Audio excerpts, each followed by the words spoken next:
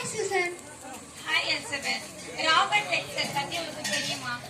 தெரியுமே. ராபர்ட் எக்ஸர் முதல்ல ஞாயிறு பள்ளி ஆரம்பிச்சவர் தானே? ஆமா, அப்படியா? சண்டே கிளாஸ் நடத்துறாரு அவரா?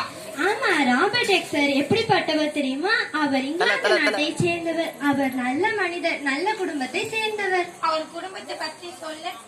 அவர் தந்தை பெயர் ராபர்ட் எக்ஸர் சீனியர், தாய் பெயர் மேரி ட்ரூ. அவர் கூட பிறந்தவர் 6 பேர், அவரோடு சேர்த்து 7 பேர். அவர் மனைவி பேரு ஆண்ட்ரி கே. அவருக்கு 10 பிள்ளைகள். அவர் ஞாயிறு பள்ளி ஊழியம் செஞ்சாரு. அவர் என்ன வேலை தொடங்கினாரு? அதுவா, க்ளோசெட் நாளிதழின் உரிமையாளரே அவர்தான்.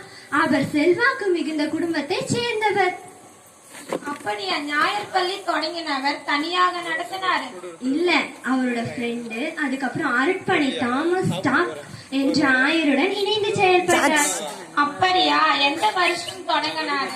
அதுவா, 1780ஆம் ஆண்டு தொடங்கினாரு. நாங்களும் ராபர்ட் எக்ஸர் பத்தி தெரிஞ்சுக்கணும்.